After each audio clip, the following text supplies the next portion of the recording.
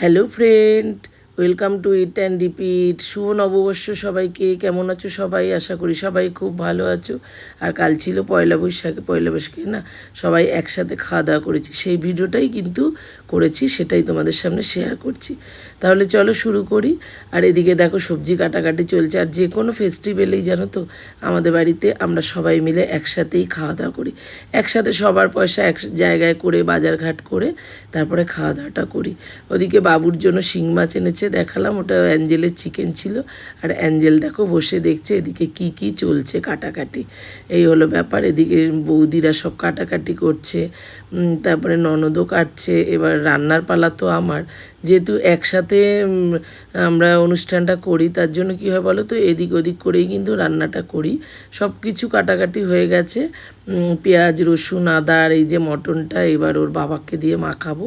আর আমার ঘরে মটন আসলে না ওর বাবাই কিন্তু মাখে। আমার বাবা বলতো যে মটন নাকি যত সুন্দরভাবে মাখবে ততই কিন্তু টেস্টি হয়। প্রথমেই দিয়ে দিলাম আদা রসুনের পেস্ট, বেশ অনেকখানি মটন এখানে, তার জন্য মশলাটা একটু বেশি করেই দিচ্ছি। আদা রসুনের পেস্টটা লঙ্কা বাটার পরে বেটেছি তো তার জন্য লাল হয়েছে। আর এদিকে কাশ্মীরি লঙ্কা আর শুকনো লঙ্কা একসাথে বেটেছিলাম। তারপরে এখানে দিয়ে দিলাম ধনে গুঁড়ো 2 চামচি মতন, জিরে গুঁড়ো একদম কম 1/2 চামচি মতন। আর এখানে গোলমরিচের গুঁড়ো দিয়ে দিলাম 2 চামচি, নুন হলুদ সব কিছু দিয়েই মেখে নেব।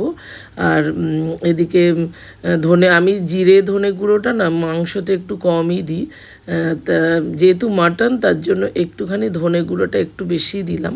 জিরেটা তো একদমই দিই না আমি, ধনেটাই দিই। তারপরে এই যে টক দই দিয়ে দিলাম, তেজপাতা দিয়ে এবারে কিছুটা কাটা কুচনো পেঁয়াজও কিছুটা এর মধ্যে দিয়ে তারপরে এই যে মেখে নিচ্ছে। আর ওর বাবাকে দিয়ে আমি মাটনটা সবসময় মাখাই। মাটন তো দেখো খুব বেশি হয় না, কেন হয় না বলো তো, মটন তো অত খাওয়া ভালো না, তার জন্য যখন আমরা একসাথে খাওয়া দাওয়া করি তখনই কিন্তু এই একসাথে মটন হলে, আর অনেকখানি মটন হয় তো তখন আমি অত মাখতেও পারি না, তাই ওর বাবাকে দিয়ে মাখাই। ওর বাবাকে বললাম, ও বেরোবে, আমি বললাম একটু দাঁড়াও, মটনটা একটু মেখে দিয়ে তারপরে যাও। প্রায় মেখে এবার এই যে তেলটাকে দিয়ে দিলাম, সর্ষের তেলটা দিয়ে খুব ভালো করে, আমার বাবা বলতো যত সুন্দর মাখবে তত সুন্দর কিন্তু মটনটা হয়, খুব ভালোভাবে মাখতে হয়। এই যে মেখে ঢাকনা চাপা দিয়ে প্রায় 1 ঘন্টা মতন ম্যারিনেট করে রেখে দিয়েছি। 1 ঘন্টা পরে চলে এসেছি। কোনো রেসিপি আজকে আর তোমাদের এই ভিডিওতে শেয়ার করছি না, শুধু মাটনের রেসিপিটাই শেয়ার করছি, কেননা যেহেতু বৌদিরা আমরা একসাথে করছি তো বৌদিদের ঘরে ওই যে ডাল, তারপরে চাটনি, ভাত সব কিছু বৌদির ঘরেই হচ্ছে। তা আমি শুধু এদিকে এই মাটনটা করব আর পটল ভাজার বেগুন ভাজাটা আমছি, দাও এদিকে গ্যাসটা খালি আছে, আমি এদিকে করে নিই। তার জন্য এইটুকুই আমি করছি, তাই জন্য এইটুকুই তোমাদের আজকে কিন্তু দেখালাম। আর এদিকে আলু ভাজাটাও হয়ে গেল। আলুও দিয়েছি বেশ অনেকটা, 13 জন মানুষ আমরা 26 পিস আলু দিয়েছি। মানে এই মাটনের আলু খেতে সবাই ভীষণ ভালোবাসে। এদিকে একটু পেঁয়াজ বেরেস্তা ভাজতে ভাজতে গ্যাসটা কিন্তু শেষ হয়ে গেছে, আর বাড়িতে কেউ নেই গ্যাসটা লাগানোর, আমিও সিলিন্ডার লাগাতে পারি না। ওর বাবাকে ফোন করলাম, চট করে আসো, গ্যাস শেষ হয়ে গেছে, গ্যাসটা লাগিয়ে দিয়ে যাও। তা ওই যে কড়াইয়ের মধ্যেই বেরেস্তাটা ছিল বলে না একটু কালচে হয়ে গেছে, তবে পুড়ে যায়নি। আর দেখতে পেলে গরম মশলাটাও কিন্তু এর মধ্যেই দিয়ে দিলাম। যখন বেরেস্তাটা ভাজা হয়ে যাবে তখনই কিন্তু এই গরম মশলাটা দিতে হবে। দিয়েছিলাম এলাচ, লবঙ্গ, দারচিনি আর একটু জয়িত্রী। এই হলো। আর এইভাবে যদি পরে লাস্টে ওটা বেটে দাও না ভীষণ ভালো হয় মটন, একবার করে দেখো এইভাবে। এই যে পটলটাও ভাজা করে নিচ্ছি, বেগুনটাও ভাজা করে নেব। আর ওদিকে বৌদি একটু আলুও ভাজা করেছে, কেননা আমার ছেলে, আমার জামাই, তারপরে দাদার ছেলেরা ওরা আবার আলু ভাজাটাই বেশি পছন্দ করে। তা আমার বৌদি আবার আলু ভাজাটা ডালটা ভীষণ ভালো করে, তা ভাবছি ওটা তুমি করো। একসাথে যেহেতু খাবার দাবার হয় তো যে যেটা ভালো করে তাকে সেটাই করতে হয়। তা যাই হোক, জমিয়ে খাওয়া দাওয়া হয়েছিল পয়লা বৈশাখে, ভীষণই মজা হয়েছে। এক বৌদি বাড়িতে নেই, ছোট বৌদি, ও দিদির বাড়িতে গেছে। আর এই যে মাটনটাও কিন্তু বসিয়ে দিলাম। পেঁয়াজটা পরে ওই বেরেস্তাটা ভাজার পরে আবারও যতটুকু পেঁয়াজ কুচনো ছিল দিয়ে অল্প হালকা একটু ভাজা করেই তারপরে মাটনটা কিন্তু দিয়ে দিয়েছি। আর মাটনটা বারবার ঢাকনা চাপা দিয়ে, পটলটা এদিকে ভাজা হয়ে গেছে আর ওইদিকে বেগুনটা এবার ভাজা করে নিচ্ছি। আর মাটনটা বারবার ঢাকনা চাপা দিয়েই কিন্তু করতে হবে। যত চাপা ঢাকনা দিয়ে মটন রান্না করবে ততই কিন্তু বেশি স্বাদ হয়। আর এই যে দেখো বারবার ঢাকনা তুলছি আর আমি বারবার নেড়ে দিচ্ছি। এদিকে যেহেতু অনেকখানি মটন তো একদিকে ভিডিও করছি হাতে আমার মোবাইল আর একদিকে নাড়ছি, একটু অসুবিধা হচ্ছে। তবে অনেকটা টাইম লেগেছে, মটন কষাতে কিন্তু প্রচুর টাইম লাগে। তা আমি না প্রেশার কুকারে মটন অত দিই না, আমি এইভাবে কষিয়ে করি, অনেকটা সময় লাগে তবে খেতে কিন্তু ভীষণ টেস্টি হয়।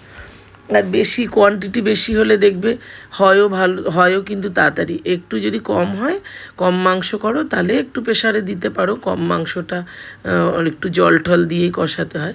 আর এদিকে দেখো অ্যাঞ্জেলের টাইম জ্ঞানটা, মানে 1:45 বাজলেই অ্যাঞ্জেল এসে বসে যায় খাওয়ার জন্য। আর আজকে তো মানে মাংসের গন্ধে ও একদম পাগল হয়ে গেছে। আর এই কদিন আর কি দই দিয়ে খেয়েছে, নিরামিষ ছিল আমাদের তার জন্য।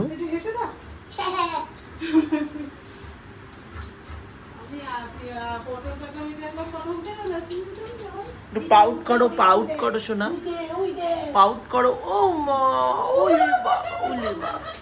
আমি দেখাই,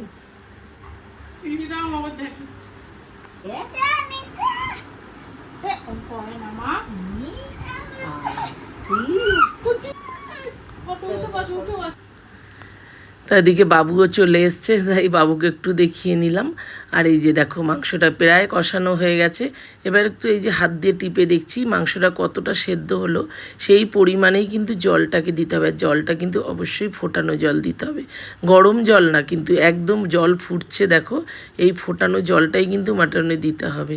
একদমই ঠান্ডা জল দেবে না, তাহলে কিন্তু মাংস একদম শক্ত সিটিয়ে যাবে। একদম গরম জল না, ফোটানো জলটাই দেওয়ার চেষ্টা করবে, তাতে কিন্তু খুব ভালো হয়। এই যে বেশ অনেকখানি জল দিচ্ছি, সেদ্ধ অর্ধেকটা হয়েছে, আবারও অর্ধেকটা হবে, এই জলেই সেদ্ধ হবে। আর এখানে আলুটাকেও দিয়ে দিলাম, দেখো এক কড়াই হয়েছে। আর এই হলো বেরেস্তাটা, একটুখানি ঘুরিয়ে নেব মিক্সিতে, খুব বেশি মিহিন করার দরকার নেই, এই যে এরকম হয়েছে এরকম। আর এই পেঁয়াজ ভাজাটা যদি একটু এই বেরেস্তা ভাজা করে তার মধ্যে গরম মশলা দিয়ে মাটনের লাস্টে দাও, একবার বানিয়ে দেখো, দারুণ টেস্ট হয়, কিন্তু মটনের স্বাদটাই পুরো চেঞ্জ হয়ে যায়। একবার বানিয়ে নিও এইভাবে। আর এই যে মটনটা কিন্তু আমার হয়ে গেছে, আলুও খুব সুন্দরভাবে সেদ্ধ হয়ে গেছে।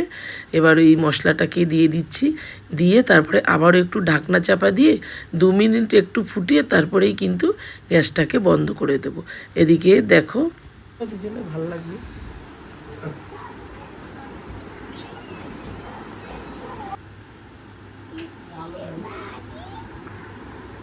দেখাও, হাসো, দুজনে একসাথে বস না। পয়লা বৈশাখে জামাইকে আর ছেলেকে একই রকমের গেঞ্জি দিয়েছি, জামাই পরে এসছে, ছেলেকে বললাম বাবা তুইও পর, বলে পরতে হবে। আমি না, পয়লা বৈশাখে তো পরতে হবে। আমার মা বলতো জানো তো, ছোটোবেলায় আমরা মানে পয়লা বৈশাখে একটু হলে নতুন বস্ত্র আমাদের পরতে হয়। এবার মেয়ে বলেছে যে মা এবার দিতে হবে না, আমি না পয়লা বৈশাখে দিতেই হয়, এরকম বলবি না। যাই হোক, মটনটা সবার বাটিতে বাটিতে বেড়ে নিলাম। কেমন লাগলো আজকের ভিডিওটা অবশ্যই জানিও, যদি ভালো লাগে লাইক শেয়ার করে দিও, চ্যানেলটাকে সাবস্ক্রাইব করে দিও, ফেসবুক থেকে দেখলে চ্যানেলটাকে অবশ্যই ফলো করে আমার পাশে থেকো। আজ আসি, ভালো থেকো সবাই, সুস্থ থেকো, সাবধানে থেকো। আর নববর্ষের এই থালিটা কেমন লাগলো অবশ্যই জানিও। আজ আসি, টাটা।